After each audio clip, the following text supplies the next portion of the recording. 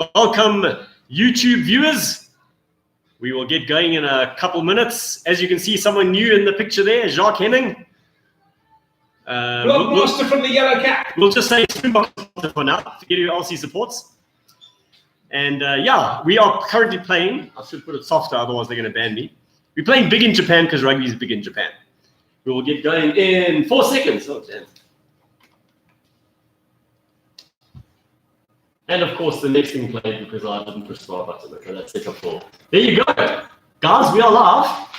I should probably get to my script here. Good evening, everyone.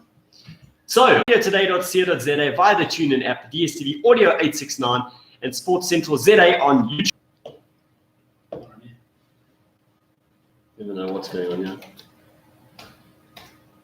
See, this thing is dead. What's playing through?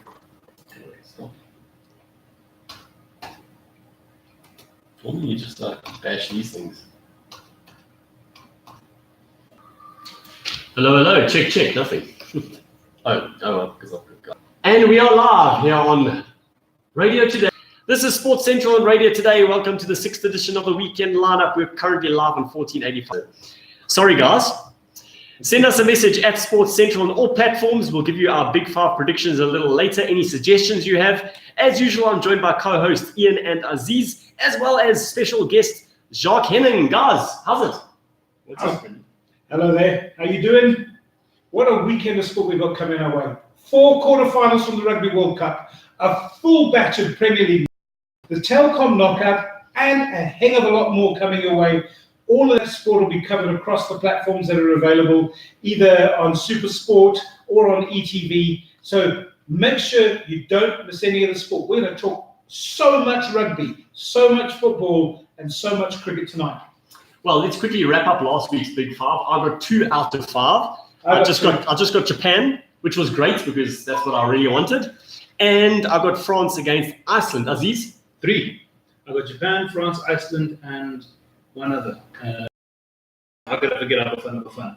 Yeah, I got 2, but I got the most remote one of them all because I had Medvedev for the Shanghai Masters and South Africa Mali. I don't get half a point for Hamilton's teammate Bottas because I said Hamilton, not Bottas. And I called a France win, and it wasn't that case. It was 1. So let's introduce our special guest. He's a former colleague, a editor extraordinaire. Is currently working on Super Sports World Cup broadcast. Afrikaans updates and things on KKNet. And they, you know what, they add a bit of humor in as well. I really enjoy their build-ups to the Springbok matches. And the editor at large of the yellowcap.com, Jacques Henning, how's it? Thanks, guys. Thanks. It's nice being here. So, guys, prepare yourself because Jacques is going to tell you a question out there. 4 favourites for the 4 quarterfinals have to be South Africa, New Zealand, England, and Wales. If there's going to be an upset, which match is going to produce it? it's gonna. If you are a betting man and you've got some money that you may be willing to forfeit, if the definite upset is it's so unpredictable. Even though sometimes we think it's predictable, which actually makes the Japan-South Africa game quite scary in a way. But for me, like I said, if I was a betting man, and France. Okay. I agree with you on that one, but I've got a sneaky suspicion about it done. The Aussie give them more of a chance because the guy's phenomenal. And yeah, but you know they've got 1 or 2. A little help from Griff in that one, obviously. Remember? Yeah, definitely. Yeah. But if you're Joe Schmidt tonight, Jacques, what are you thinking? It's one of those predictions where it's either a head call or a hard call. I've gone, which it will be great. Obviously, we've got to do the business on our side. If I was Joe Schmidt, I don't know. I honestly can't answer that question. And actually, it's an interesting comment which kind of sealed it for me today. Was that the All Blacks are probably going to be playing angry rugby tomorrow. So I've gone All Blacks by 4, which is quite low actually. But that's my pick is based on the fact that I know Ireland is going to give it their all, and that will hopefully be what's needed to get them out of the World Cup. I don't want to say too much because I've got a lot to say. But that's obviously not to say. I mean, I think a lot of South Africans are talking as if we're already in the final, and I think we need to be careful of that. It's Okay, look, I'm also thinking France-Wales looks like the easiest one to call because for me that's a 50-50 game. I think Wales are slight favourites, but I could see France winning that one as well. I also expected them to as yet, and I think Australia could really, if they pull it together, he felt a bit aggrieved this World Cup with a couple of decisions, and I think, like Jacques said, New Zealand going to be playing angry rugby tomorrow. I think Australia could well do as well. And I think they could. I think there's a lot of England haters in this room. They're just disguising behind the Wales game right now. The real contest here for an upset is Wales-France. I agree. I think that England will have too much for Australia, and I know this is something very Against Australia. And I think that they would have given France a serious good hiding. And that is where the France team now are not got the psychological damage of a big defeat going into this game and could upset Wales, is they never had to face England. Point. The one thing that I do not think will be... In the one game. Yes, but he's not doing the South Africa game. Thankfully. Okay? We've got the Englishman Wayne Barnes doing the game, our game. All Blacks. I also think that New Zealand will just have way too much for Ireland. I think Ireland will come out in the first half Blood and guts. and play blood and go deep back behind, make New Zealand do everything from deep. Yeah. And 17 red cards in World Cup history. This World Cup has delivered 7 of them. Jacques, what does that say about the tournament as a whole? Because when you look at who got the red cards, it's none of the guys that you would, it's none of the, how would you say, top 8 teams or top 6 teams. It's Uruguay, United States, Samoa, Italy, Argentina, Canada, and Ireland are the guys that got the red cards. But 7, practically half of the history of the World Cup has come in this tournament for red cards. Is it just that referees are stamping out bad play, or is it because the good teams have got that good that it's become very difficult for the lesser teams and so it's lines to bring him down? A few years ago, those wouldn't have been red cards. Okay. They would have been you making say that there's a more stringent... No, they have upped that. Okay. Big time. Jacques, you're... World Rugby, that's the right word, the officials. And then suddenly after that, that's something when everything started happening. It's almost like World Rugby said, enough is enough. You've got to step up and, make sure where anything is not right, it's got to be maximum punishment or whatever. One red card. According to the rule. Yes, according to the rule. However, look, it's basically, if there's contact with the head, you're screwed, it's a red card. Yes. But they don't take mitigating circumstances. The guy does a sidestep, ducks under it. How is you as a human being, if you're not Superman, can you avoid that? And in a case like that, can get a yellow and come back on. So there's a contest still. Because the guy who's committed that, fair enough, he's not allowed to play. But at least... I spoke to someone the other day, and it was the first time that I actually said, and I felt that way, is when Vanini got that red card. The game was over, but it was, I've never actually felt so bad because it was exactly like you said. I mean, you had a lock going up against, Farrell. Who deserves whatever he gets. Yes, exactly. But he gets up to it. It's just, unfortunately, like you said, it's the rule. That's the problem. Yeah. It's nothing else. But also something that I've realized in this World Cup is that us as supporters, we quickly turn around and say, "Oh, why did the ref do that?" and care for what they do. Yes, guys are ducking in. That is something World Rugby needs to start looking at to see whether there was intent to look out for in the finals now. Because now the big boys are playing, the clever boys almost, I want to say. I'm not saying the other guys are not clever, but they know how to exploit certain things. It's about rugby naps. Yes, exactly. It's not just make it work for them. So, just back on Garces, I think I heard an interesting comment today as well, where someone said we've got to make sure the French go all the way, because that means with the French, that would be also because we won't have to worry about him. I'm more worried about Gardner though. They'd have to beat us to get into the final. Yeah, no, fair enough. World Cups, whereas France are the worst team between World Cups. So when it comes to World Cup time, against Tonga and win 23-21. playing well in that game. They let it slip towards the end, and so the score sometimes flatters. But the point is 2 points separated them from Tonga. Same against Separated them from Tonga. Same against Argentina. Yeah, and France is still in them. They haven't yet delivered. It's due to their unpredictability. And it's the same You thing- just don't know what you're going to get. And it's the same thing that they're saying with Australia. Don't know what you're going to get. And it's the same thing that they're saying with Australia. South Africa.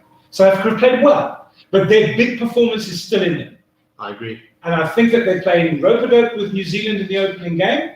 And it's going to come. Where I've got this 6 Tongans, 4 New Zealanders, and 3 South Africans, 1 Australian, and a Samoan walk into a bar. No, this is not a joke. This is the Japanese rugby team. So before we go further, I just want to play something from former Glenwood and Paul Boys coach, who did record things with Paul Boys in his time there. SA Schools coach last year during the Currie Cup was the defense and breakdown coach for the Lions. And eventually became a professional coach, which everyone who knew him personally eventually thought would happen. He sent me a voice note about the Box chances and the other quarterfinal matchups.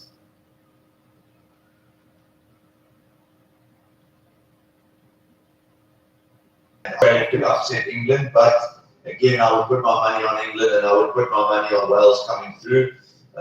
New Zealand and Ireland in the World Cup, so I think the All Blacks will just be a little bit better organised, and they're also just on a better place mentally.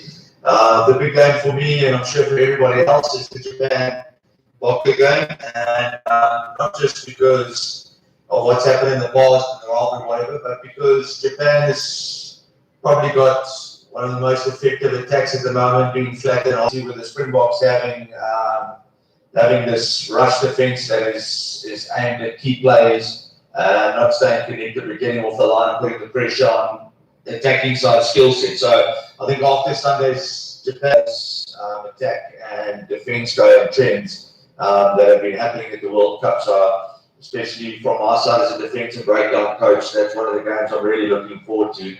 Players coming around the corner with great skills and great attacking ability, big strong players and great attacking ability, big strong players. A little bit too heavy, and it's good that the sides remained unchanged. They go with continuity, and I think if you look at that bench, they offer another player being even better coming back on, but also being able to perform the same sort of task. So I think it's a really good Springbok side, and it's going to be a really. And the Japan, I'm so glad the game eventually went ahead.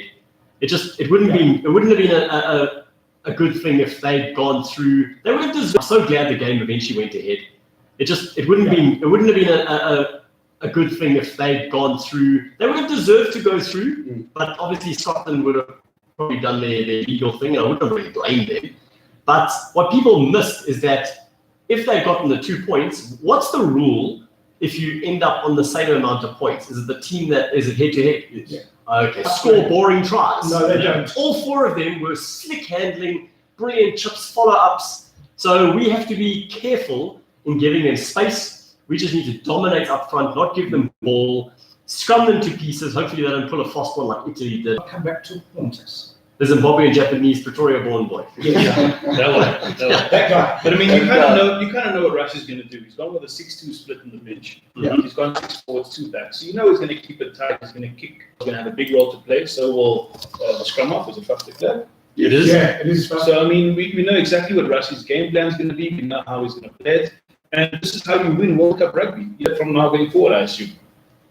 I actually heard something early this morning on the Box, and you just touched on it now. It's like the Box will play winning rugby, and Japan will play entertaining rugby. They're going to be,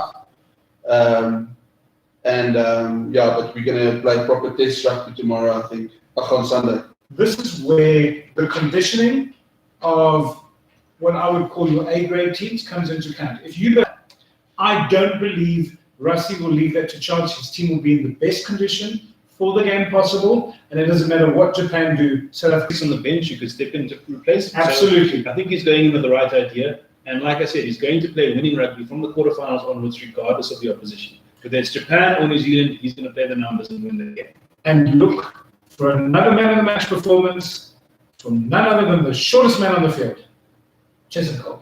Well, one of the shortest men on the field. It'll be interesting to see the comparison between Cheslin and their wings. Yeah. We play a similar game.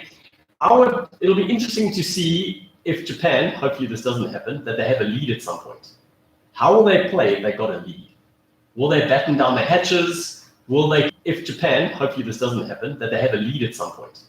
How will they play if they got a lead? Will they batten down their hatches? Will they continue running the quarterfinal? We need to play risk-free rugby. So it'll be interesting to see. Hopefully that doesn't happen. I don't think Jamie Joseph will. I don't believe that that's the way he'll teach his teams to play rugby either. Question, going back to the red cards. 2 South Africans find themselves on the list. Who were one in 1999? James Dalton, surely. Spot on correct with James Dalton. Yes, The Canada punch-up. The Battle of Spot on correct with James Dalton. Yes, the Canada punch-up. The Battle of Buti Erasmus. There's the 3 that went on. And then James and then the 2. And it was Gareth Rees, Flahoff, Canada captain, Correct. and Rod Snow. Absolutely spot on correct. Now, who's the other South African? Another In answer. 1998, Right on the face. Yeah, that was the one. Absolutely. And it's probably the only match where the team received Uruguay 39-3. So I must say, when I saw that this week, actually, that's when I saw it. I was quite shocked. I didn't actually know that Brendan Venter ever got a red card. So all this rugby is going to be on SuperSport 1 throughout the course of the weekend, on Saturday and Sunday morning. I'm assuming that no one is going out shopping tomorrow morning. Apologizing to my wife in advance. I'm not leaving the couch tomorrow. I'm not sure if Espen That's is fine. apologizing. Thanks, guys, for the 4 quarterfinals. Let's nail your colours to the mast. Okay, so quarterfinal 1, England, Australia, kickoff 9:15. Yeah. I'm going England. I'm saying Australia by a hair. So, Sorry, I just want to. I've You- got you- England by 10. just give us your winner. That's cool. England. Okay. Quarterfinal 2, New Zealand, Ireland, kickoff 12:15 tomorrow. New Zealand. All Blacks. I hate to say it, but New Zealand. okay. Yeah. Consensus. Then of course Sunday, Wales. I'm going to go France. Yeah, I'm also thinking France. Let's see this. So I'm going to put my money on France, but my Super Brute picks got Wales by 3. That's just Boca Boca. There you go. And don't be like Leon Schuster who forgets to bet. No, He's in that advert. I'm going to do it tonight because I will forget.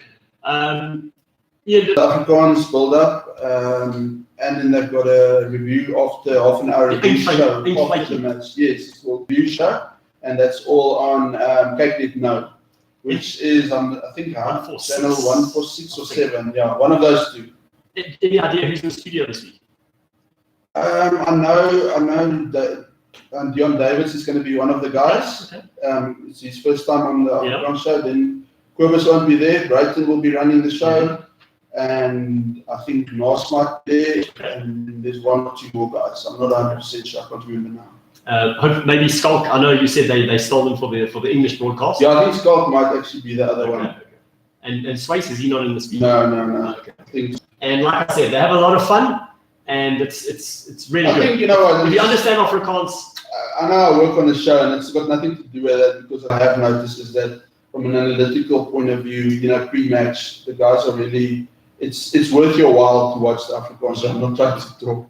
Keeping it in the family. Yes, There exactly. you go. so Ian, what do Japan, Wales, France? They still haven't found what they're looking for. There you go. This is you two. She's almost Oh, really? Yeah. So tonight is we sort of try and link the music into. That's cool, yeah. Now that's what I thought when I played it's so cool. That's actually Scott's obviously a producer. Yes. And so he does Super Rugby. Yes. So he's obviously doing the Afrikaans. And the other day, I think it was the 3rd match. Who did we play? Yeah, the Italy game.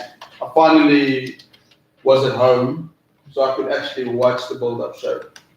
And so I had the channel tuned in earlier than they started. And it was so cool because Cape Now is actually an Afrikaans music channel. Yeah. I'll tell you guys just now what actually happened there. Anyway. So what happens is, so they play music videos all day.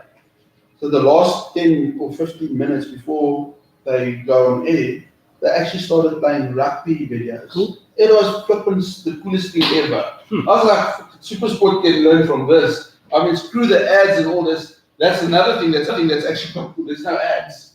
Oh, talking There's about no ads, ads. guys. Talking about ads. I laughed myself absolutely I've stupid. seen it. Did you see it? Which one? City winner with Kevin van Lelyveld. Oh no. Have you seen it? Kevin? Remember Kevin worked on Kevin the used to call do with the me? call.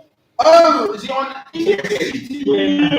Oh no, I haven't seen that. Okay, he goes to the stoep and he says, hey,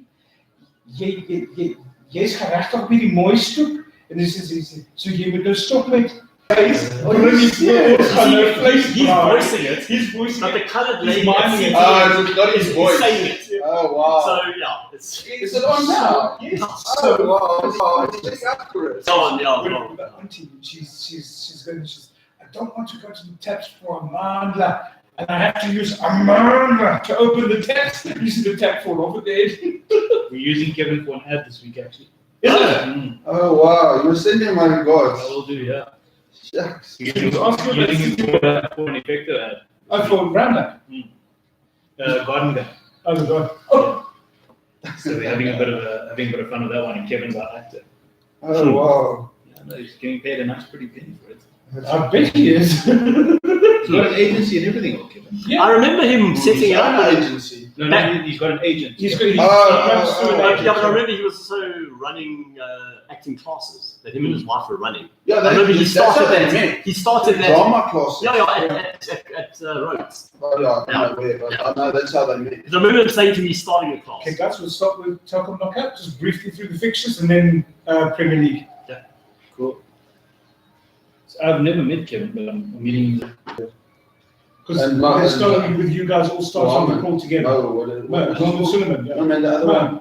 The other one. what's- FIFA World Cup, Yusuf Mohammed. Yusuf, that's the one. And Yusuf worked with us for a long and then time. after the World Cup, I said to That's guy. That's guy, yeah, Yeah. that one. I said to Ahmed after the World Cup, I said, hey, if you ever need someone for the crawl, I'm available. And then Oh, that's when you started. after, because they started before the World Cup in 2010. Yes, yes. Correct. Yes. Freelance, do a couple of shifts. There's not enough guys. Jeez, can you do freelance? Can't get that. Okay, 5, 4. And we're back with our football segment. First up, TKO, Ian. Yeah, indeed. It's TKO weekend. We've just come back from the international break. Big ups to Bafana, which is against Ghana and then against Sudan. So, but this weekend, it's all about the Telkom Knockout. Back to cup competition, into the next competition with the rest of the PSL teams. We've got a game tonight. Maritzburg United taking on Bidvest Wits. That'll be on SuperSport. Team Bidvest Wits. Yeah. Also a good record in the cup competitions. You know, they're doing well in the PSL at the moment. I think they're sitting second, are they? Yeah, 5 wins out of 6. So Yes. only second behind Kaizer Chiefs players. But if they come bringing the fire tomorrow like we expect them to, I think they have. In Cape Town City taking on Kaizer Chiefs. That's a really tough draw for both clubs. Yeah, absolute cracking game. Cape Town City haven't made the best of stuff. Because he'll know that some of the feedback he's getting is not putting him in high competition like this, only doing the world of good. Look, and if you can't get your players up for a game against Kaizer Chiefs, then you shouldn't be in a position at all. Spot on, correct, absolutely. Polokwane City has surprised many so far this season. I know that the league table is a little bit topsy-turvy because of the way the fixtures are playing out, but they've done quite well. They've had a couple of bad weeks recently. Yeah, lightning fast start, but tailed off. I was also doing well on the PSL. Yeah. So not doing badly, solidly mid-table, picked up a couple of good results. Absolutely. Orlando Pirates face Stellenbosch. Stellies get a real big clash for them for their first round. Play as a fan. So yeah, if you want to win the tournament, you got to beat the best anyway. So good luck to Stellenbosch tomorrow. I don't see it happening. I have to go easy SuperSport United out of 8 so far. So I'm going SuperSport United all the way. And then the Highlands have got themselves a nice home draw against, if it was an away fixture against Black Leopards. Yeah, should do. Fifth in the PSL as well. So I think Highlands have made a great start to the season and should continue tomorrow. Or Sunday. Perennial contenders Mamelodi Sundowns face Amazulu. Amazulu having a shocking season so far. Well, the Sundowns, not really been known as cup winners recently. they're more league specialists. They're more into the long game than the short one. But yeah, as you say, Amazulu really struggling this season down the coast, and I think Sundowns are going to be too good. And then the last of the fixtures then only takes place on Tuesday, which sees Chippa absent. So they'll head down to PE, to the Windy City, with a whole lot of their Siwelele supporters. And I actually see a Bloem Celtic pulling this one off. Yeah, I do too. For me, Bloem Celtic, and not just on the pitch, but in the boardroom as well, they could do with some good results and a good run in cup competition. And literally the only thing Chippa have going for them are that they're playing at home. Because it's no wins out of 8, 4 draws and 40 defeats so far in PSL. I don't see Chippa making it past the Bloem Celtic tomorrow. George, I know you're a Chippa fan. Chip in, man. I'm actually a Sundowns fan, so there you go. if you want There you to go. know. Jacques will stick with anything that comes out of Pretoria. They played Loftus, what can you say? Even Tottenham Hotspur played at Loftus. So No, I did that one. will be where you'll see most of the action. There is a couple of games on SuperSport 9 as well because of simultaneous kickoffs. So you'll be able to get your action on SuperSport over the course of the weekend. If Telkom, after you've watched all the Rugby World Cup matches that have taken place in the All break, mixed bag of results for some countries. Hey, England. Going away to losing 3-2 to Northern Ireland at home. So what really happened there, no one knows. But then they put it all right. The big downer there, which has been really landed up being the talking point, is the racist abuse that Raheem Sterling and the boys came in for, and Tyrone Mings came in for. Particularly. Yeah, well, with it being at the back and being next right to the there. touchline, yeah. Next to the touchline the whole time. The abuse of players of colour is ridiculous on the European continent. You know, it is beyond belief what players are having to go through at this point in time. We do not see this in rugby. We do not see this in cricket. Well, we don't see it in African football. I'm personally going for an Aston Villa win. I think the club is well managed. And I think the club as well, that Jack Grealish is really setting a firm example there. Spurs really wanted him a couple of seasons back. He said he's staying, he's not putting in a transfer request, and he's taken the cudgels up there and has really set himself apart and has really established himself in a strong position there at the club. And also bearing in mind that they've got a real strong defensive stalwart sitting on the bench overseeing the defence there in John Terry. That man knows how to do the Premier League. He's won a couple of them. Yeah. But I mean, they've been really unlucky this season as well. Aston Villa, they lost in the last minute. Yes. They lost from the last minute to Arsenal after being ahead twice. Yes. I mean, they're just not. But that was tragic because they were playing against a 10-man Arsenal. Yes. They should never have let that. They just haven't been able to see good performances turn into good results. But it has to happen sometime for them. And I think a home game against Brighton, as confident as Brighton might be going into this one, I can see Aston Villa coming up with a result. But yeah. You think for Brighton that the international break came As in the momentum of that Spurs win, and international break just came at the complete wrong time for them. And then next up is Tottenham against Watford. Big win needed here for Tottenham. Yeah, they got a chance against the club that's bottom, but we were saying that against Brighton 2 weeks ago and saying that Spurs can't lose to this team, and they did. Mm-hmm. They got hammered. Tottenham, they'll be potentially as there's no Christian Eriksen in this game, who, whether that's a plus or a negative for Tottenham at this point in time, we're not sure, because we don't know whether his head's in the game at this moment in time. Although he has to look at something. Your heart is set on something other than this. Anything less than 100% is 0%. Yeah. You've also got players like Dele Alli don't make the international call-up. People are starting to ask questions. I will say this for Dele Alli, though. He's canned all his commercial commitments or scaled them back tremendously to focus on his football. That's maturity coming in. Realising that you're potentially going to throw away your football career for a couple of bob, which you don't need as a footballer on the contract you're on. So when Jurgen Klopp first signed for Liverpool, there are, in the difference between from when he first signed to today, there are 2 players from the original squad still in the squad.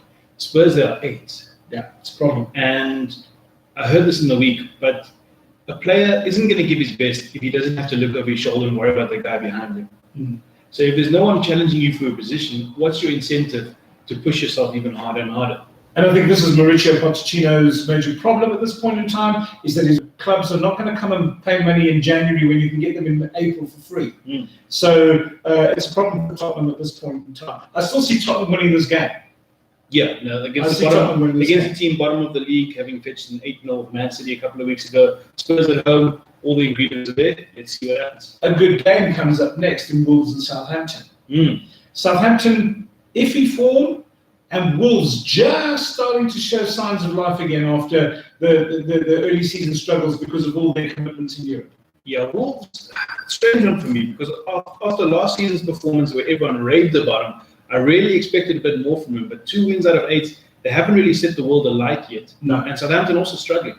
But with Wolves are suffering exactly, and that was that they qualified for Europe, they then come in, they've already played 5, 6, 7 fixtures. They're not as fresh as the teams that are playing their second game in the season. Season starts in July. Yeah, absolutely. So I'm going with a home win there. Yeah, I think Hassan just hasn't worked for him so far. 17th Newcastle. And Newcastle themselves, this is a good game. Yeah, no. Newcastle having picked up a win against Manchester United. Matty Longstaff for the Kraken. Oh, they're going to go to the bridge full of confidence. I just think Chelsea are going to be too strong. Tammy Abraham playing some fantastic football. Mason Mount. I mean, Frank Lampard's really got the young guys playing some excellent stuff at the bridge. They're playing. I don't think it'll be the case, but if it is going to be, when the decision comes, they've certainly done. I don't think it'll be the case, but if it is going to be, when the decision comes, they've certainly done the best that they can. Frank Lampard has been a great foil for Gareth Southgate because Frank Lampard has gone and stuck in Mason Mount, Tammy Abraham into the first team, and Gareth Southgate's immediately rewarded these youngsters with international quality. Yes. Not necessarily playing time. Mason Mount definitely already in there, making an impact in the senior England squad. Tammy Abraham called into the squad. Very quickly, let's run through a couple of other fixtures before we get to the big match on Sunday. Bournemouth-Norwich, how do you see that one? I see a Bournemouth win. I don't think Timu Pukki, the Pukki party, is going to continue. I think Bournemouth are going to win that one. So the Pukki party, that even though carried on in the international one, is not carrying on in the Premier League. Okay. The Cherries are going to win that one down the coast. Leicester-Burnley. Leicester win. Really flying at the moment. Go with you there. And then, of course, we don't judge these games. Normally, we would say Man City without a question of a doubt. Crystal Palace. This is an interesting Man City. one. I think this could be one of the games of the weekend. By the way, one of the big pundits, Charlie Nicholas, called this 5-1 to Manchester City. No, I don't think that's going to be the case. If City are going to win it, they're going to win it something like 3-2. I think it's going to be an absolute humdinger there. Then Monday's game, before we come back to Sunday, Sheffield United, Arsenal. Tough game, blades away. Yeah, not easy game to still going through to Bramall Lane. Arsenal also haven't been the best travellers under Unai Emery, although they have picked up an away win already this season at Newcastle. I can see this one being a draw, even a Sheffield United win. But I'm going to go with my heart. I'm going to say Arsenal 2-1. Okay. Then the big game of the weekend, Manchester United versus Liverpool. Before we get into trouble, is it really a big game anymore? It's still a big game. It's a big rivalry. It's got the history. And as far as the stats concerned, as much as what everyone has said that Manchester is 1-2, lost 2, and drawn 5. Arrived in Liverpool. Yeah. They had just come out of Fergie. They had a waltz in there and smash it.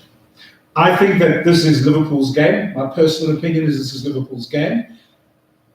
I'm very wary of Manchester United when it comes to playing top opposition.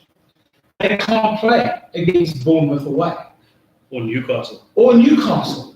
But when it comes to playing Liverpool, Manchester season, they thumped Chelsea. We thought, well, Chelsea's in for a hiding this season, and look what's happened. It's been totally the reverse. What I will say for Manchester United is that 4-0 win against Chelsea on the opening day. They've failed to score 2 goals in any game since. Yes. So they've only scored on once in any game since then. So you're not scoring 2 goals, you're not winning matches played to date. So I do not see it getting any better. I see this as being a good Liverpool. Old Trafford is going to be bouncing. You know, when Liverpool come to town, Old Trafford always turns it on. It's you almost take everything that we've seen, you throw it out the window, you wait for 2. It's a spectacle as well, regardless of the form the two teams are in. Oh. When you sit down, you put on the TV, you watch the game, you see the stadium lights and the fans and everything. It's just always an enjoyable occasion. Man United, Liverpool. You know, it's Oasis against the Beatles, all the history and everything. Oh, yes. But I just think Liverpool didn't have too much. They're too good. I And just no think De Gea, this- no Pogba, and This Liverpool team, I will say this, and it will cause me to get ragged by my Liverpool friends, is up there with some of the best that Bill Shankly produced. you have to say it. Yeah. And Jurgen Klopp is at the helm, but this is a little snapshot of a season. This is gearing up to be a great Liverpool team. Football does not necessarily win World Cups. Not like beautiful rugby's not going to win you a World Cup. Pragmatic football. This is a guy who can turn to any one of 5 or 6 players up front and get a result. He was the guy going off. His bench is a strong. When you're playing those 4 up front, Mane, Salah, Firmino, and Well, Shaqiri, Lallana. yeah, the whole any just number of them. you put that Liverpool team out there, and you say, oh, so and so's injured. You go, well, that doesn't say anything. That's this Liverpool team. They made no purchases. This is a team that made less purchases than Tottenham Hotspur. And that's saying something. Saying a lot. And the production is there. I don't necessarily buy into the humility of Jurgen Klopp so much. I'm not, is that what's coming off and what's going on? You're not concerned about that. It's an interesting question that I saw posed because, their gegenpressing style was developed by a guy called Ralph Ranieri, and he found that statistically, a goal is scored within 8 seconds of turning the ball over. So you win the ball, you score within 8 seconds. That's the style Liverpool play. Yes. They press you hard, they win the ball, they fly forward, they score. It's not necessarily the most beautiful football, like we think of some of the great Arsenal teams, some of the great Barcelona They don't try and teams. dribble the ball into the net. No, they're not going to wow you with a move, but they're going to be fast, they're going to be furious, and they're going to win, and that's what they do.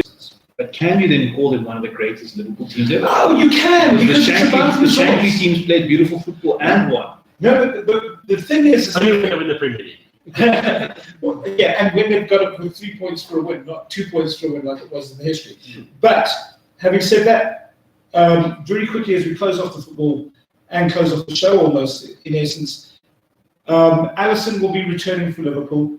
Salah and Matip will face lab fitness tests. Returning for Manchester United. And in goal for Manchester United will be Romero, will not be David De Gea. He did a tummy injury. And no Paul Pogba either. And no Paul Pogba. Who was seen in animated conversation with Zinedine Zidane in Dubai. So that's that. Very quickly, big ups to a young lady, 23 years of age, from South Africa as far as cricket is concerned. Lauren Agenberg, congratulations. She became the first woman at age 23 to umpire a first-class men's cricket match, Gauteng against Boland. Cricket, you've umpired T20 internationals and that. You're standing at the age of 23. This is the youngest person since 1879 to stand and umpire in a first-class match. And that was a George Coulthard, who was in Australia. So congratulations, Lauren. Here's to you and seeing you standing umpiring an England versus South Africa test match in 2024, 2025, somewhere around there. You're not going to be a test playing nation in 2024. Oh, amen. On that note, I have managed to secure some extra time. So I think we can all agree that A little bit longer. the next show's not coming in. So, Okay. Jock, you're welcome to go if you want. Do you know, Steve?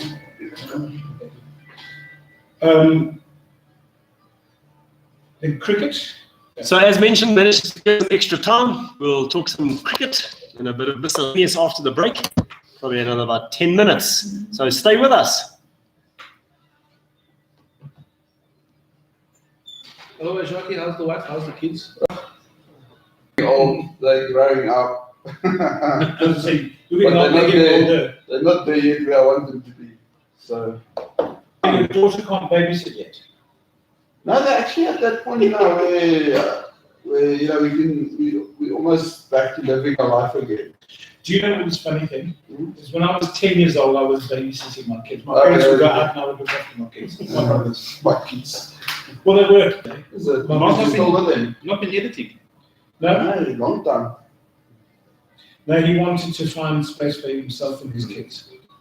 My last is 5 weeks tomorrow. Oh yeah, man, congratulations. I know, I WhatsApped you. It's actually my daughter's second birthday. So Papua New Guinea, Namibia.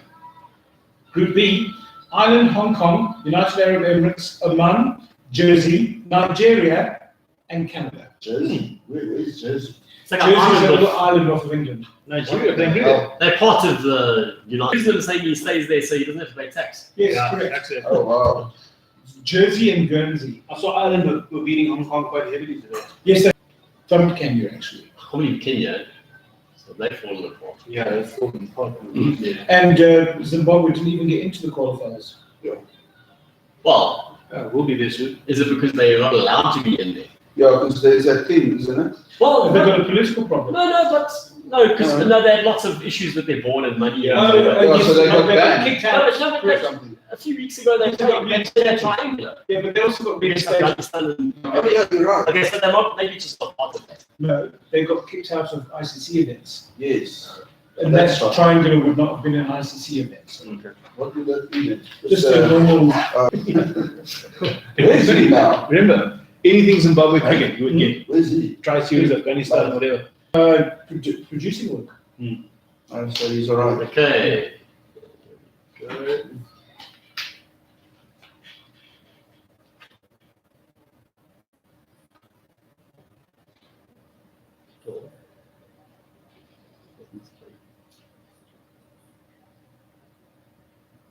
It should be playing. Supposed to have Faf du Plessis going here. It's playing here. It's on here. Got a point in here. Oh well. So that was supposed to be Faf du Plessis. For some reason, I wasn't playing properly off my phone. Anyway, a guy certainly under pressure. Yes. As the captain, I do feel for him. Lost a lot of top guys, especially this year and over the last couple of years. And guys just not performing. Some of the younger guys, or guys that don't have a lot of experience, just really struggling. And we can't blame the conditions, which we thought would be unplayable. We inexperienced, and the Indians are just too good. It's as simple as that. There are a number of guys playing domestic cricket who I think should be given a go. I'm surprised they sent Rassie van der Dussen home. He was there for the first test and then was sent home, which is surprising. I mean, you'd think he'd be an ideal person to get him, especially the way that he's gelled in the team and the way he's played in the ODIs. So we're playing for Pride. Well, not just Pride. There are points on the RCC Test Championship table up for grabs. Yeah. But the talk was they were going to arrest a number of the guys that weren't doing well. Okay, Markram, exactly. And they were saying that De Bruyne and Hamza can come in. And then they were saying Rabada and Philander maybe get rested. Maybe Rabada, the guy plays all forms of the game. Do we play what would your 11 be tomorrow, Aziz? I wouldn't go 3 spinners. I think India have prepared pitches that are certainly got a lot for the paces in it, and I think the fact that Indian spinners have taken so many wickets is more down to South Africa's batting than anything else. I think the pacemen have a lot to gain in the wickets that India prepared. So I'd go with what we know best. I'd go with the pacemen. But is it not the case that it wasn't the Indian spinners? So Maharashtra. you're exposing your weaker batsmen to wily spinners. You're going to lose wickets to those batsmen batting at the time when the spinners come on. You can start to hold them out and then dictate the play further down the line. And then Ravi Ashwin doesn't bowl 50 overs or 40 overs. Well, absolutely. And then only concede 35. Now, but what it is it proves what a hard country it is to tour. We said this right up front. We were saying that management gets a pass and that we won't judge the Proteas based on the performance in India. And I've started to see that waver a little bit because it's not been a question of, well, that was a hard loss and they fought hard. South Africa capitulated in two test matches. The only spirit we've shown 100 and something runs of the Indian first Spot over, on. but since then it's been complete capitulation. And you see, that is, I think that as sports fans, and we are losing. We can let it slide. It's humiliating. It's absolutely humiliating. And when you think about what South African cricket used to be and what we think it should be, it's not acceptable. Agree with you totally. Something we always did was fight. Yes. We didn't Yes. give up, despite what was against us. Yeah. Having said that, some of the lower order, when they've applied before his highest test score, has hardly scored a run in his entire career. He played for a while and scored some, Some valuable runs. Maharaj is 74, his highest test score. Maharaj has hardly scored a run in his entire test career, despite the fact he does have some, he scored some first-class centuries. So we thought he might do better. But Markram at the top is that people with limited experience of any conditions have battled.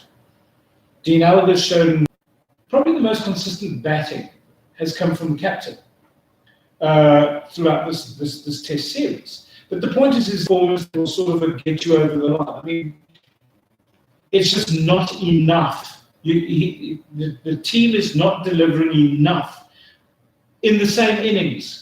It's a spot here and a spot there and a bit here and a bit there. It's just not good enough. And if we play like this in December, we have not only the English fans singing in the fans that our exchange rate is miserable and that they're getting beer for free, but the pitch will also be giving us a hard time as well if the results are not going our way. So this summer we've got England coming here, and then I think we go to Australia too. That's going to be Australia tough. for a ODI series. Only ODIs. Either way, I think that's going to be out of the tough. It is tough, but that's why that's why you're part of the elite panel of countries that are playing. You look for summers like this. It always used to be a challenge, let's be honest. Yeah. Let's play the big guys because we want to. I think that there's do play from tomorrow. If they don't score or they don't take wickets, you know what? Sorry, go back to first class cricket, and we've got to try a few new guys. And what have we got to lose to back a couple of 21, 22-year-olds? Get a backdoor talent. For instance, a guy like Jan Mulder. He's 21. He scored 46 and took 4 for 36 this week. He has a batting average of 38 and a bowling average of 23. That is someone that can backdoor talent. For instance, a guy like Jan Mulder. He's 21. He scored 46 and took 4 for 36 this week. He has a batting average of 38 and a bowling average of 23. That is someone that can fill that number 7 spot after the cock, and he can do a really good 7 spot after the cock, and he can do a really good job with the ball. If I'm not mistaken, he was part of the same team that won the Youth World Cup. I think so, and Roberto. I mean, batsman, Peter Milan, 120 and 48 this week, an average of 45 with 31 first-class centuries. Kyle Verreyn, 21 years old, scored 155 and 115 this week, averages 52. Van der Dussen averages 43. Another Lati, 21-year-old. Reynard van Tonde, 165, averages 41. High score of 250. Someone even like Pike van Biljon. The guy scored his first-class best, 218 this week, averages 43. So there's just a number of guys that can be pulled in. I'm going to argue with you ever so slightly here. We had a conversation a short while ago, which we said that the first-class game is battling in South Africa. I do agree. What I'm suggesting is before we start floating out the names of people that will stand in a queue and put the executioner's axe on people's head, I think it's important we get through the series. You send those batsmen who are battling in the long form of the game back to the 4-day their 4-day teams. Problem is they come back to the Mzansi. They're coming back to that. It's not going to help them. I think that they have to have 1 or 2 4-day matches under the belt, and if they're not performing in those 4-day matches, then they have to say, right, there's other guys that are performing, make way. But I don't think that we can throw the baby out with the bathwater immediately. And that a pragmatic approach is to be taken, because if you suddenly blood in 3 or 4 youngsters against England, No, sure. It's the going to be blood one is or two going max to be at in a the time. water, and England will be like that great white shark, and they'll take a bite. Can I just say something? I mean, rugby is my big thing, but I do follow a bit of the cricket and stuff. And my biggest concern of late has been, is the standard of South African cricket, first-class cricket, No. and that, is it even? No. I mean, I'm listening to what you guys are saying. Send the guys back, let them get some time under the belt and stuff. But you send a guy like, okay, I know he's out injured now, but you send a guy like Aiden Markram, he's a classic example. We've seen it over and over. Plays local cricket, smashes everything and everyone out of the park. Put him in international scene, and suddenly there's nothing the problem. there. So where's the problem really in our cricket? This is not just a South African problem. This is what Test cricket is about. It exposes you. It exposes you in the worst possible way. Jason Roy killed the World Cup. There was shouting in England from everyone, from Ian Botham to Mike Atherton, Play the man in the tests. He played in the tests against Australia, and England lost the series because the top order was a disaster. Which it has been for who knows how long. But lost the series because the top order was a disaster. Which it has been for who knows how long. But the point is that Jason Roy was exposed and he did not perform. I think he had one decent innings the entire Ashes series. I think So there's Alex Hales there. this is not defining Takes players special that are players. taken to Test cricket. Look, our But first a class, tour of India is a tough tour to start with. our first class game is in a shocking state. It is. That's why there's no sponsor. The other problem that is okay coming from me, because I can say this, is that all the players you mentioned are white. Okay. Well, Cricket South Africa has invested a lot of time and money and demographic requirements. well, going bowlers. Someone like Dane Patterson. Yeah. He took 7 for 91 this week. He's taken 339 first class wickets at an average of 23.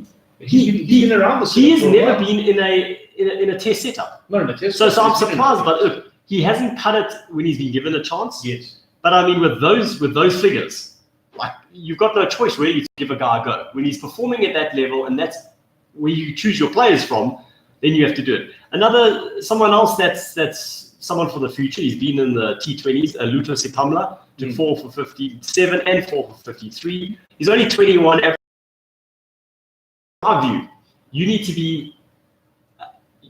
to have a batting average of close to 50 and close to 20 bowling to have a chance of cutting it in Test cricket, because that's going to drop.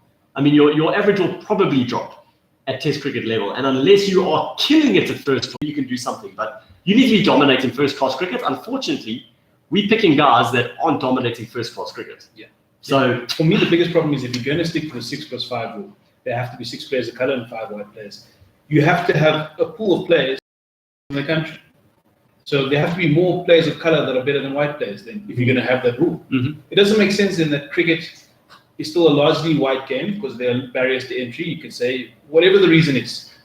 Most players that are performing well in first class, Those are not colour barriers, let's be honest. social The barriers. barriers are social Social barriers. barriers. It's the same in the UK. Yeah. It's a hobnob sport. It's played by private schools. It's focused on by people of privilege Yeah. and financial wherewithal. Yeah. That's changing in our country slowly but surely. Slowly but surely.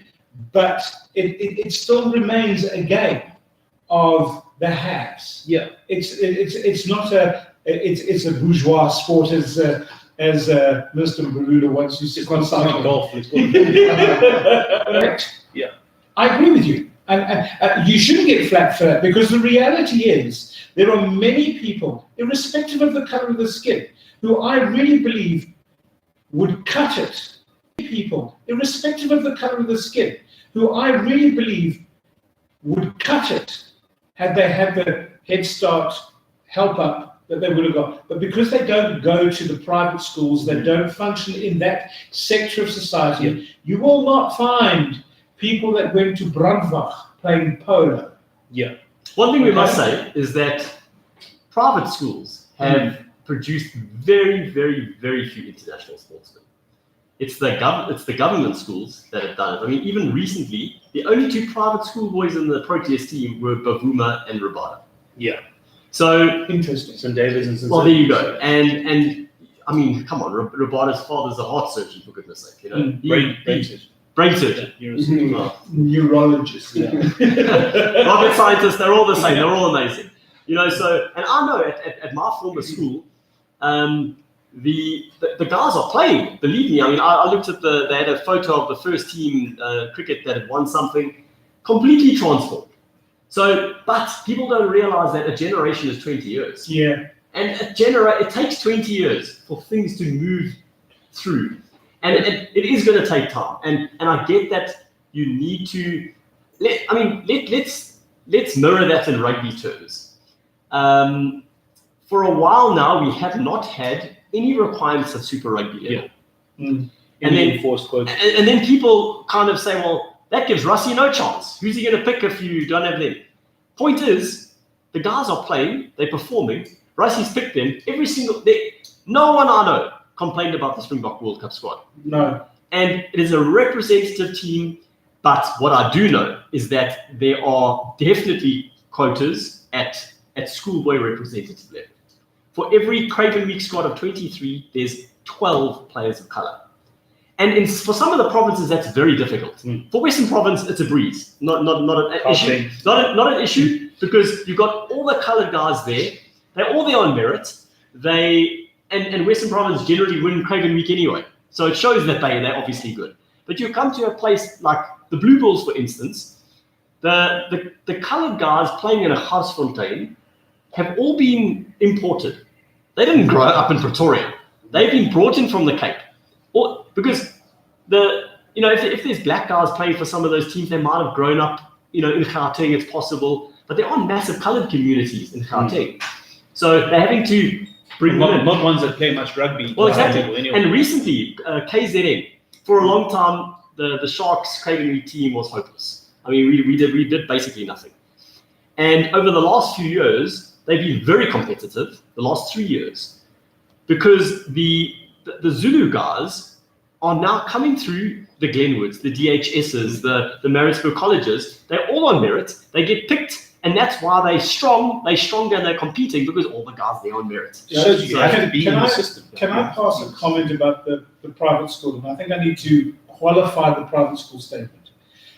Private schools, for me, go as far as saying certain of the Model C schools, which we would call government schools, qualify as private schools. Because they're practically, the financial wherewithal, and it's because if you go into those schools in your district, so let's take an area like Bryanston, for instance, there's a well-to-do suburb. You go to Bryanston High School. The school fees there are substantial because they want to provide facilities, better headcount for teachers, etc., so they pay a number of their own staff. And I don't hold that against them, but it is a situation where it is not a lesser suburb school where they are being forced to have 44, 45, 50 pupils in a classroom. They do not get to stay after school because they've got to get on taxis and travel 30 kilometers to get home. This is where we talk about haves and have-nots, because like you say, when you turn around and say private schools in the true essence of the word, but it's the schools like Bishops and Rondebosch and DHS and Maritzburg College, which we can turn around and say government schools, but they are in suburbs and placed in areas which are more people who have and do not have not.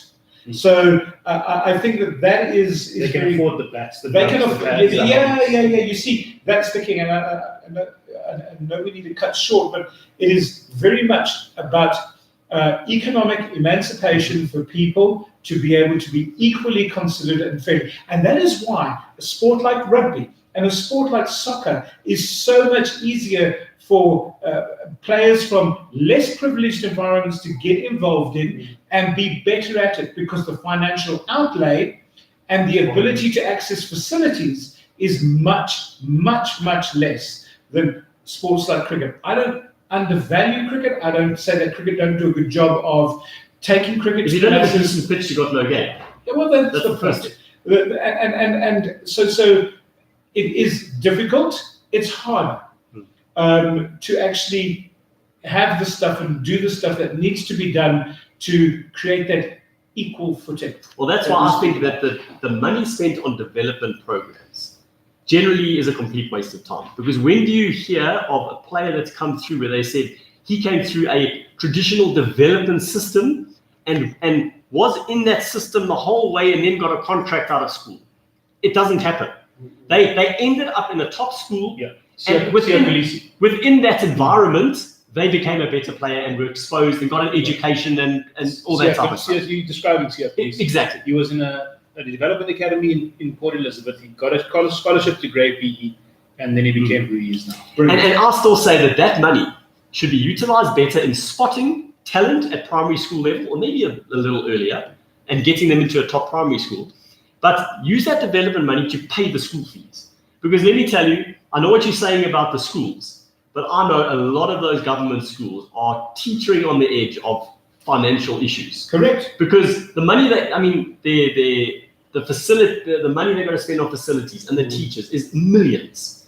And a lot of people don't pay school fees. Yeah, They're supposed to pay it. They don't pay it. they plead the fifth. Yeah. Right, exactly. So, help the schools out by developing facilities there and paying for the school fees of those boys so that they can stay in the boarding house, get 3 meals a day, live on the property. So and they don't have a priority on the transport issue. education, and the sport talent will follow. Exactly. Help them get educated. And you know what? If they don't end up a top sportsman, they've got a great education.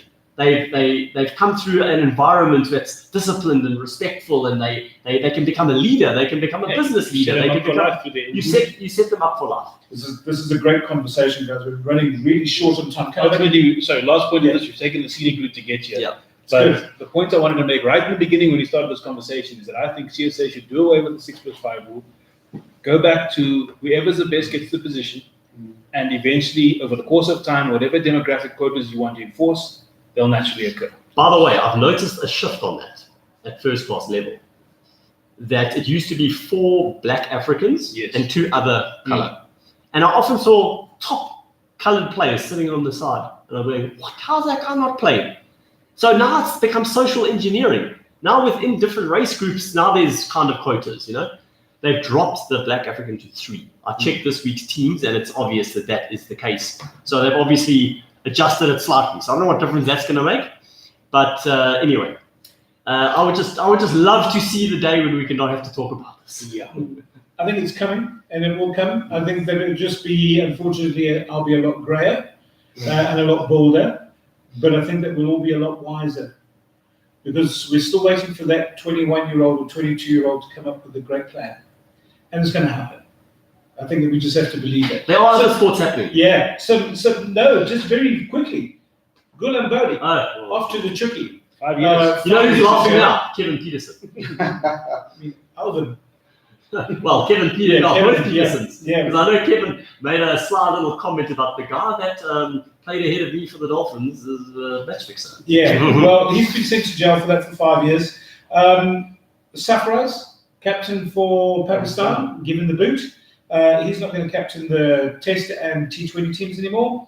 T20 World Cup qualifiers are underway at this point in time. I want Hong Kong to win it just to show the Chinese something. The Chinese will claim them if they do qualify.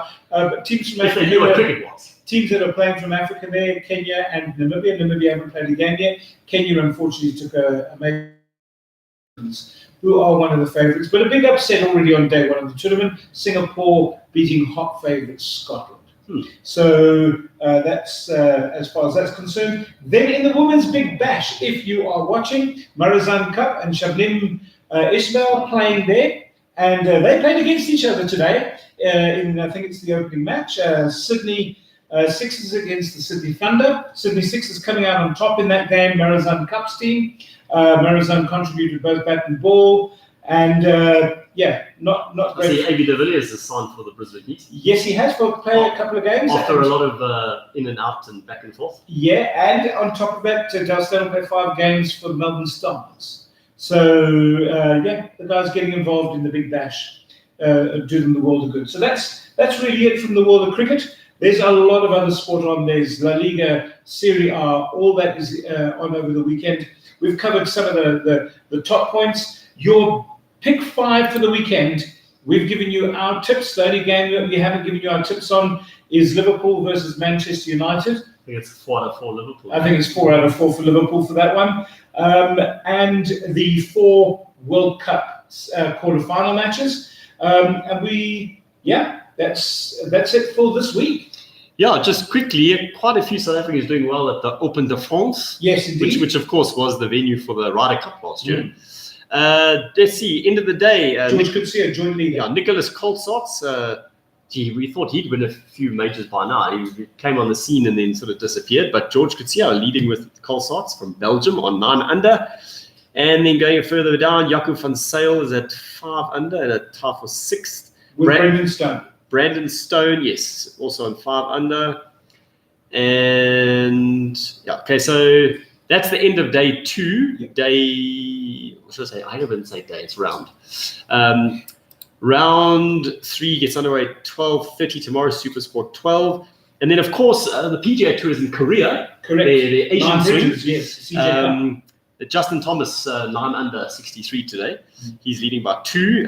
4 a.m. tomorrow morning on Supersport 5, and then the same on Sunday. Final round as well in France, 12:30 Supersport 5. We do have the Japanese MotoGP on Sunday, of course. I mean, that's pretty much done. That's Marquez is world champion. That's done and dusted. And How many is he on now, Marcus? 7. Yeah. 5 Premier Class. 5. So a bit of a way to go. And, and when they do say that, they say 7 World Championships. To me, it should only count if it's the Premier Class. Yeah, surely you would think. I mean, in You other don't count sports, Formula 2. right? In other sports, when you win like some lower league thing, you don't say you're like double world champion. I mean, come on. Yeah. At least specify. Well, how many players have won a FIFA under 21 or a junior World Cup rugby? You don't say you're a world champion. You don't say a 2-time world champion when you win the main World Cup. So anyway, he needs to. I think who's won the most Premier Class? Doctors on 9. So Yeah, that's to be Ross. has to be Rossi. Valentino Rossi. Well, yeah, because 9 would be total. Doctors on 9 Premier Class MotoGP. I had a look the other day. I think it's 7. 7 total. I also Actually, have 7 in my no. head. Yeah, because I think he would have won Moto 2, 3, and then moved up, and that's the way they do it. But I think Agostini's won the most Premier Class. I think he won 7 Premier Class. Anyway, Hey, you're right. Valentino Rossi, 7 MotoGP World Champions. Yeah. yeah. So, One in the 200cc. but come on, I mean, Marquez is still so young. If he keeps going for another 5-6 years, he's gonna beat that. Yeah, surely. Anyway, so that is it. Jacques, thanks so much for joining us. Thanks, Yeah, Enjoy the rugby this weekend, your weekend off. Yeah, I know you will. We all gonna enjoy the rugby. I'm excited, eh? A big one for the Boca this week. Go Boca. Definitely. And if we do win 3 games in the row, we will take it all. The winner takes it all. Here's Abba to close off the show. We will see you next week with a build up to the semi-final, and hopefully the Boks are still involved. Cheers. Guys. Cheers. Cheers, everyone. YouTube viewers, thanks for joining us. Bit of an extended show. We'll check you next week. And please forward this on and make some comments underneath the live stream. Cheers for now. Cheers, guys. Stay well. Agostini won 8. 1 more than Rossi. Last one, guys. Thank you. Good Thanks, show, guys. guys. You know what? Like I said, Hour and a half is actually what we need. Yeah. No, what we need is Monday night. Oh, by the way, I have confirmed that, and that's not a Not going to No, happen. they've got something Monday evening. So you know what? Let's do our own thing. I think we just do a podcast Monday night. So what I can maybe check with them is about coming down. Yeah. Because they can come anytime. You can do it anytime and send us a weekend review anytime. Nothing more to say. No more race to play. The